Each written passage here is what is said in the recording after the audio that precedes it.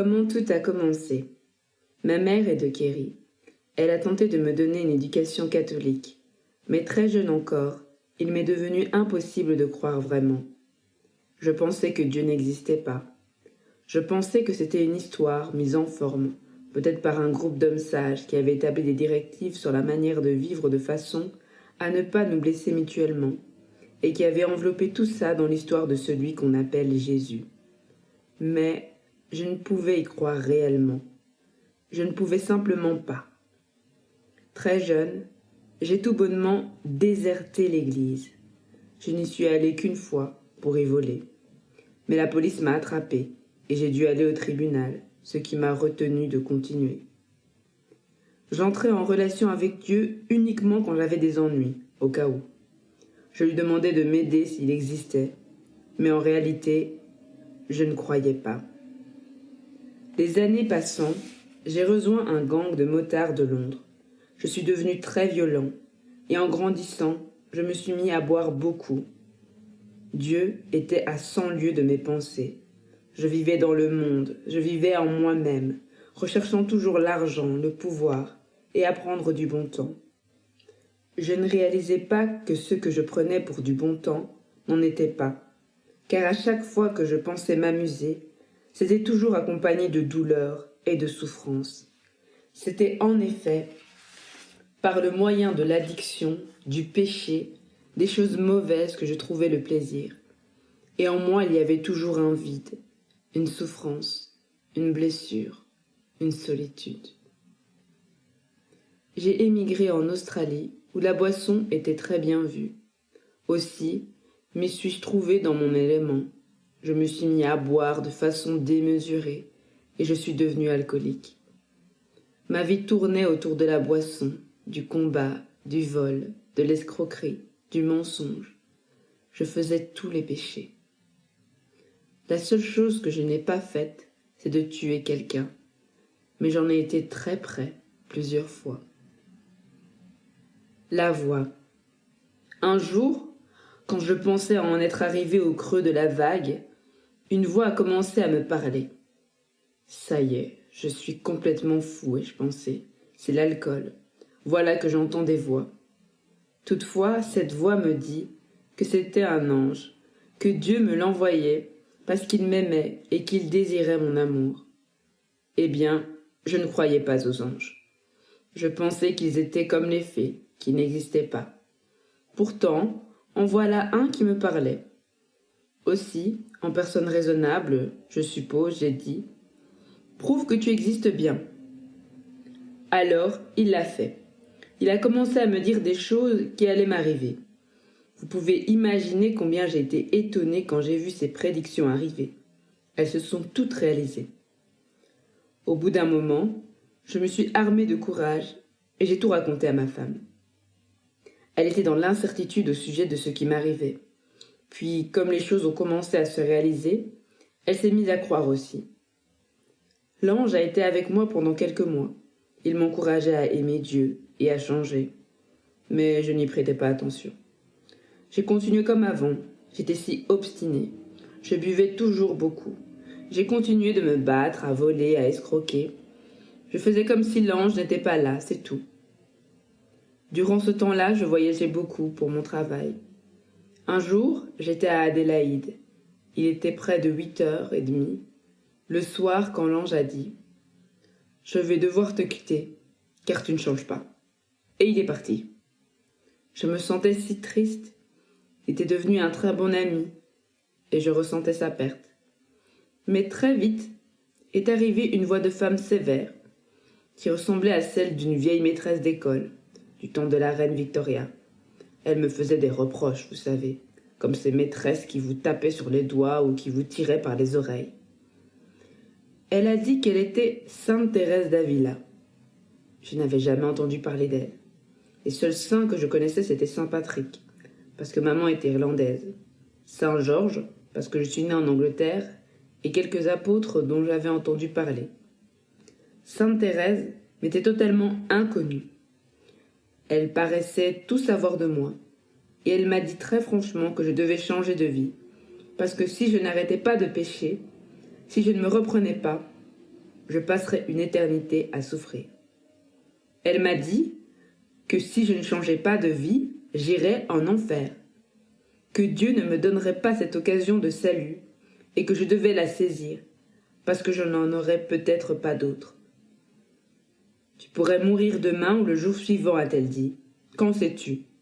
Dieu aujourd'hui te tend la main, en t'offrant le salut. C'est à toi de saisir cette chance. Ce que Dieu a fait, à mon avis, c'était d'abord m'envoyer son ange qui m'a parlé gentiment, mais je ne l'ai pas écouté. Aussi m'a-t-il envoyé à la place une grosse légume qui m'a donné un coup de pied quelque part pour me réveiller en m'expliquant ce qu'était l'enfer. Elle m'a dit que je devais changer complètement de vie si je voulais éviter l'enfer. Or, je n'y croyais pas. Je pensais que c'était juste quelque chose d'inventé pour nous effrayer et nous inciter à mener une vie meilleure. Mais Sainte Thérèse m'a expliqué que c'était l'enfer avec toutes sortes de détails. Et elle m'a fait vraiment peur. Ça m'a vraiment secouée. Si ce lieu existe, ai-je pensé, je ne veux certainement pas y aller. Sainte Thérèse m'a dit que, si je voulais éviter l'enfer, il fallait me mettre à aimer Dieu, à aimer le prochain, et ne pas le haïr comme je le faisais. Je détestais la plupart des gens parce que j'étais jaloux. Je venais d'une famille pauvre, je voyais d'autres personnes qui avaient de l'argent, qui partaient en vacances, qui avaient des choses que je ne pouvais avoir. J'étais devenu extrêmement jaloux, et je détestais ces gens. Sainte Thérèse m'a dit que je ne devais pas avoir ce genre de sentiment envers les autres, car chaque personne est créée à l'image de Dieu. Chacune est créée dans l'amour de Dieu. Elle m'a dit qu'aimer Dieu, c'est aimer les autres sans regarder à la façon dont ils me traitent, sans regarder à la manière dont ils se comportent envers moi. J'ai eu la surprise de découvrir que c'était tellement vrai. Quand je me suis mis à aimer Dieu, j'ai tout d'un coup désiré aimer tous les autres. Je me souviens d'un jour où je me promenais. Je voyais Jésus dans chaque personne. Je n'arrêtais pas de sourire et je voulais embrasser tout le monde. Je devais me retenir. Les gens ont dû penser que j'étais fou à marcher avec ce grand sourire. Alors, après m'avoir montré l'enfer, Sainte Thérèse m'a montré ce qui pourrait aussi m'appartenir. Elle m'a expliqué le ciel, avec beaucoup de précision. C'est là que je veux aller, ai-je pensé. Tu peux aller au ciel, m'a dit Sainte Thérèse, et tout le monde le peut. Vivre ta foi catholique te garantit d'aller au ciel. Le rosaire. Sainte Thérèse m'a dit que je devais me mettre à aimer Dieu, mon prochain, et que je devais prier le chapelet. Commence à réciter chaque jour les 15 dizaines du rosaire. Bien qu'elle soit si sévère, je me sentais obligée de faire ce qu'elle me demandait. Je ressentais un amour profond et je voulais y répondre. Mais je me suis mis à m'excuser, à dire « je n'ai pas de chapelet », des choses comme ça. J'ai oublié comment on le dit. J'avais peut-être récité une ou deux fois dans ma vie, quand ma mère m'avait forcé à le faire. Il y a un magasin au coin de la rue, m'a dit Sainte Thérèse, qui est ouvert. On y vend des chapelets. À 7 heures du soir, ai-je pensé, à 8h30, il est sûrement fermé. Mais j'y suis allée, et à ma grande surprise, le magasin était là et ouvert. Sainte Thérèse m'a fait descendre en bas, et il y avait des paquets et des paquets de chapelets. Je ne pouvais en croire mes yeux. Elle m'a fait choisir un chapelet marron. J'ai découvert par la suite que c'était la couleur de l'ordre auquel elle appartenait. Le chapelet à la main, je suis retournée dans ma chambre d'hôtel, mais je n'arrêtais pas de trouver des excuses, telles que « je ne peux pas prier ça, tellement de prières, tellement de « Je vous salue Marie » et de Notre Père. Je ne peux pas faire ça. » Jusque-là, j'avais prié peut-être 10 secondes ou 1 minute le soir. C'était comme une police d'assurance. Si je mourais la nuit après avoir récité une prière, Dieu m'emmènerait au ciel. C'est du moins ce que je pensais. C'était là toutes mes prières. Et voilà qu'on me demandait de réciter le chapelet. 3 fois par jour. Sainte Thérèse m'encourageait à prier, parce que, m'a-t-elle dit, c'est la prière qui ouvrirait mon cœur à Dieu et qui permettrait à sa grâce de pénétrer en moi et de me toucher. Or, je ne voulais pas prier, et elle ne cessait d'insister pour que je le fasse. J'ai eu une grande discussion avec elle à ce sujet, parce que je pensais que c'était ennuyeux de prier, et je ne voulais pas le faire. Elle n'arrêtait pas d'insister. Tu dois te mettre à prier, parce que c'est la prière qui va vraiment ouvrir ton cœur à Dieu, ton âme même, quand tu le prieras avec amour.